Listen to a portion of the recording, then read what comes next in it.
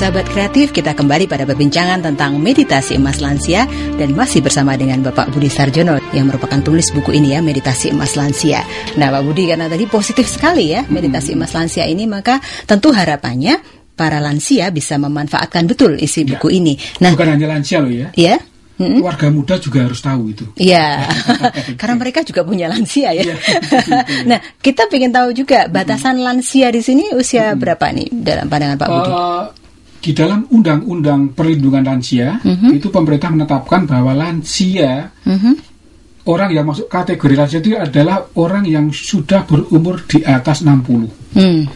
Maka kalau sudah punya KTP di atas 60, biasanya kita mendapat diskon. Kalau beli tiket kereta api, tiket pesawat itu diskon paling enggak 20% atau 10%. Karena itu penghargaan pemerintah itu kepada istimewa ya. kaum lansia itu. Dan harus kita ketahui bahwa tanggal 29 Mei itu merupakan Hari Lansia Nasional. Oh iya ya, Hari Lansia yang tidak Nasional. banyak diketahui orang ya. PBB pun juga memperhatikan kaum lansia. Dan Indonesia termasuk negara yang ikut meratifikasi tentang Hari Lansia Internasional. Jadi bukan hanya negara kita, tapi juga Badan Dunia pun memperhatikan kaum lansia. Jadi dengan demikian jangan khawatir bahwa kaum lansia itu merasa tersingkirkan atau tidak diperhatikan, tidak. Diperhatikan. Hanya kadang-kadang orang terdekat ada yang tidak memperhatikan. Tidak. Nah itu yang berbahaya yang ini. Itu. Nanti setelah mendengarkan perbincangan ini mungkin jadi lebih banyak lagi orang yang memperhatikan lansia. Harapannya begitu. Nanti mereka lalu sadar, oh ternyata lansia di sekitarku itu orang-orang yang dulu pernah berjasa, maka sekarang layak kita hormati. Lalu kita masuk ke perbincangan tentang ini sendiri. Mengapa sih meditasi emas sebutannya? Bukan perak atau tembaga, atau aluminium atau plastik ya? Iya, kenapa meditasi emas nyebutnya? Begini, dalam istilah Jawa, budaya Jawa itu ada namanya mas kumambang. Mas kumambang itu emas yang mengapung.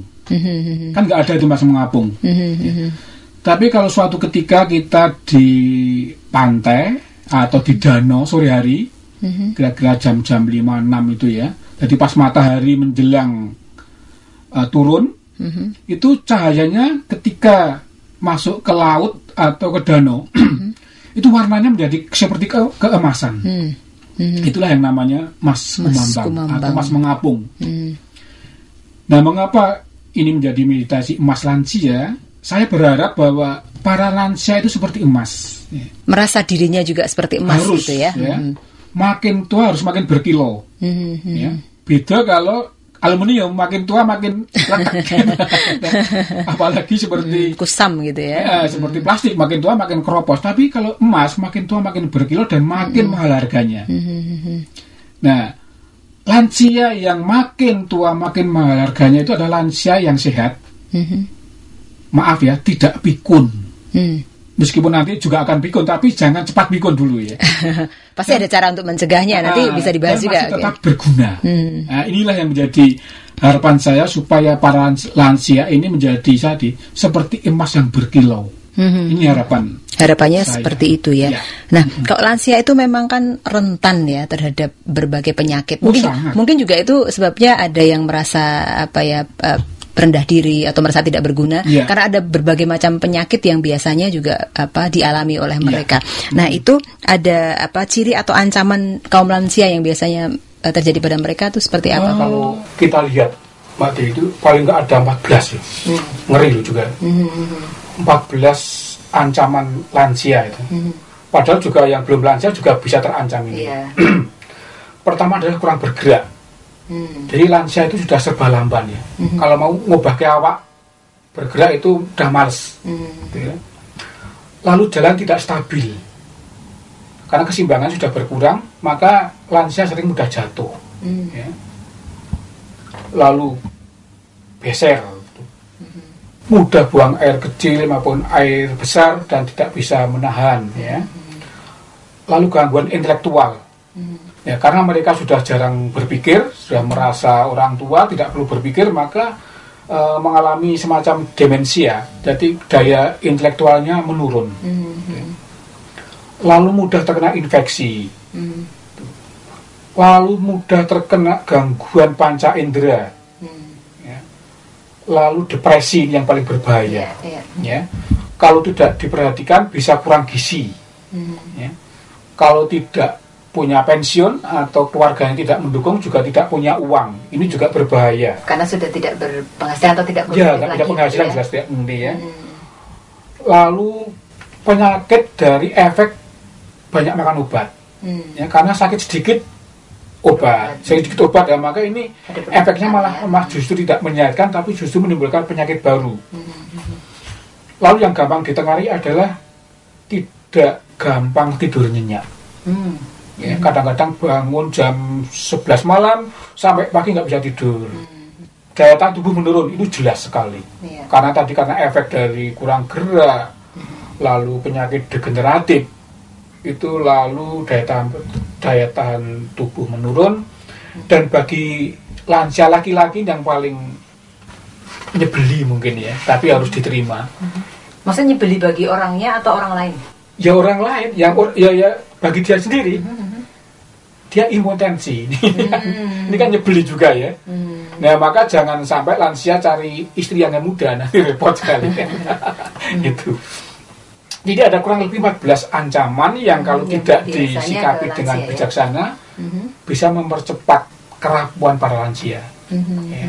Banyak ya? Oh, banyak sekali, ada 14. Ya. Nah, ada juga yang mengatakan kalau lansia itu identik dengan 5B. Iya, iya.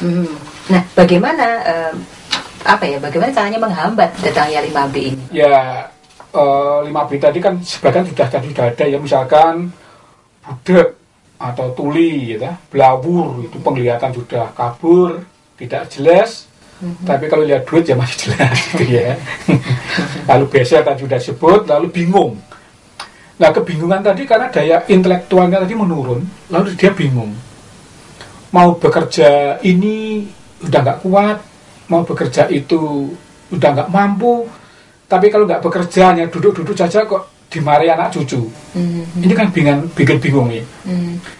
Nah, setelah 4 ini biasanya lalu B yang terakhir nih yang diwaspadai, bablas. Akhirnya bablas ke alam baka. Nah, ada 7B juga yang bisa untuk menghambat datangnya 5B tadi ya. Di sini ada B pertama itu banyak makan buah, sayur dan ikan ya. Kalau punya duit ya ikan nggak apa-apa. Banyak berolahraga ya, terutama yang disesuaikan dengan kemampuan fisik lansia dulu. Jangan memaksa diri juga. Ya, jangan sudah umur 65 olahraganya judo misalkan. Mendatangkan penyakit ya. Lalu bekerja terus ya. Artinya bekerja terus itu melakukan aktivitas sesuai dengan kemampuan dan yang sangat disukai. Ya. Misalkan orang yang tidak suka bertani dipaksa suruh mencangkul, ini malah menyiksa. Yeah. Padahal dia sukanya nulis misalkan. Nah, itu jadi carikan pekerjaan yang disukai. Gitu. Sesuai hobi gitu ya. Yeah. Lalu belajar terus. Nah, belajar terus tidak harus datang ke sekolah. Ya, misalkan sudah 60 lalu masuk SD lagi enggak, nanti lucu itu. Hanya belajar dia bisa membaca buku, bisa membaca majalah. Syukur kalau bisa mengikuti internet. Mau Facebookan ya monggo sekali, mau Twitteran ya silahkan. Yang penting ini belajar. Jadi ini menghambat pikun, ya. Lalu beristirahat yang cukup. Itu artinya kalau siang lelah, jangan dipaksakan, ya harus istirahat. Karena kemampuan fisik sudah sangat berkurang. Dan ini nasihat yang sangat religius, itu banyak berdoa. Ya. Penting ya. Penting, karena dengan doa itu kan orang jadi pasrah. Maka di budaya Jawa ada yang namanya sangkan paraning dumadi kan, asal dan tujuan hidup manusia. Asalnya sudah jelas, sekarang tujuannya pun juga harus jelas. Jadi kaum lansia harus diberi petunjuk bahwa setelah masuk periode bablas tadi, tujuannya adalah jelas, yaitu kembali kepada Sang Pencipta. Nah, ini dengan demikian lansia punya rasa ayem, pasrah, tidak macem-macem itu ya. Ini jadi ada 5B, ada 7B. Ini yang salah satu. Bisa dimanfaatkan untuk menghambat tadi ya. Itu. Pak Budi, ada di dalam buku Pak Budi ini yang menyebutkan adanya 7 emosi yang berpengaruh terhadap kesehatan organ-organ dalam tubuh manusia. Ya. Nah, itu seperti apa aja Pak Budi? Misalkan begini, salah satu emosi yang membuat kita jadi bahagia. Ya. Kalau kita datang ke suatu apotek, di situ ada tertulis semacam logo ya. Gembira adalah obat. Ya. Nah, orang yang gembira ini adrenalinnya adrenalin positif.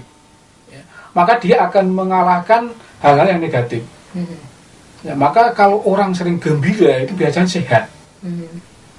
Ya, maka emosi gembira tadi sebisa mungkin dijaga, diusahakan, syukur tiap hari bisa tertawa. Ini termasuk lansia juga harus merasa gembira gitu ya, banyak tertawa gitu. Iya, artinya tertawa ada alasannya, jangan tertawa sendiri ya, nanti keluar dari rumah tertawa, nanti orang bikin baik kok apa itu, apakah kumat atau gimana ya itu ya. Itu lalu marah. Nah, menjadi lansia itu gampang tersinggung ya. Ini karena sudah tadi pola pikirnya sudah keliru tadi kan, lalu gampang tersinggung. Padahal maksudnya tidak menyinggung. Misalkan orang tua mau membetulin genteng, itu kan, lalu anaknya atau cucunya bilang, "Mbah jangan naik, nanti tidak jatuh." Ini kan bagus. Tapi bisa juga ditafsirkan, "Oh, nyepelekan saya ya." Dipikir tidak percaya dengan saya tidak bisa ya. Loh, ini kan dia tersinggung kan, lalu marah. Maksud baik disalahartikan. Maka emosi marah itu harus dijaga ya. Bahwa lansia harus menyadari kalau sudah mosok umur 66 mau naik genteng itu kan juga seperti bunuh diri kan. Ya kalau jatuh langsung mati nggak apa-apa. Tapi kalau jatuh ya apa juga Pak. Patah kakinya, open namun di rumah sakit kan anak cucunya harus membiayai itu ya. Jadi ini jaga jangan sampai gampang marah gitu ya. Khawatir ya. Lansia itu juga mudah khawatir. Karena apa? Karena penghasilan berkurang. Ya. Lalu semua naluri orang tua itu kan pengen melihat anaknya bahagia. Tapi kan belum tentu anaknya itu bisa bahagia sentosa kan. Nah, dia selalu khawatir dengan anak-anaknya. Kadang-kadang orang berpikir, bagaimana ya anak saya? Kok gajinya kecil, apa bisa hidup ya?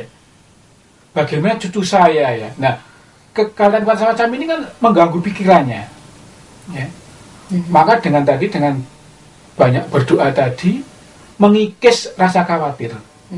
Jelas semua serahkan kepada Sang Pencipta, bahwa segala sesuatunya akan menjadi baik pada waktunya itu ya. Lalu berpikir negatif. Ini juga penyakit lansia. Misalkan begini, saya sudah pensiun, melihat karyawan atau teman yang masih bekerja sekarang, fasilitas dari perusahaan tambah, gaji meningkat, lalu kan bisa menimbulkan rasa iri. Wah iya, itu kamu gajinya gede, itu kan yang merintis dulu saya ini dulu berjasa kepada perusahaan, sekarang kalian yang menikmati. Ini kan berpikir negatif itu. Ya. Itu nggak boleh, itu dihindari lah ya. Ya kalau sekarang karyawan muda itu gajinya gede, mungkin ya karena pendidikannya sarjana. Kita dulu enggak. Mungkin perusahaan sekarang makin maju daripada zaman kita dulu. Ya sekarang enggak apa-apa itu. Jadi menghindari pikiran negatif ini sangat jelek. Karena ini bisa menimbulkan emosi yang tidak terkontrol dan ujung-ujungnya bisa jantung nggak sehat, darah tinggi juga. Lalu perasaan sedih. Nah, perasaan sedih ini kadang-kadang bagi lansia itu kadang-kadang aneh juga ya. Tahu-tahu kok sedih ya, tanpa alasan apapun. Tiba-tiba ya. Tiba-tiba. Ini wajar.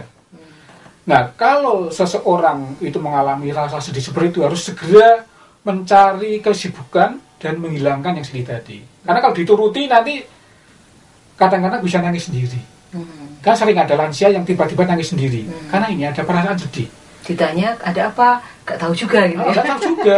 Jadi ada Maka ini misteri kehidupan ya. Ada suatu kekosongan dalam hidup seseorang. Maka kalau melihat mbah kita, bapak ibu kita yang sudah lansia kok tiba-tiba nangis, maka cepat-cepat diberi penghiburan, diajak mungkin nyanyi atau bekerja. Dibuat senang gitu ya. Dia senang itu ya. Itu. Lalu takut. Itu tadi takut. Takut itu kalau jangan dikira ya bahwa orang tua sudah lansia itu imannya kuat, kadang-kadang enggak. Banyak yang justru mempertanyakan imannya itu. Saya sering mendapat pertanyaan, Mas, Gusti Allah itu ada enggak? Surga dan neraka itu ada enggak? Justru ketika memasuki lansia. Masih lansia, padahal ketika muda dia itu jago memberi nasihat, gitu kan? Jago memberi homili. Tapi ketika tua takut, jangan-jangan besok saya mati masuk neraka. Jangan-jangan surga itu tidak ada. Ya. Nah, maka ini harus diberi pendampingan yang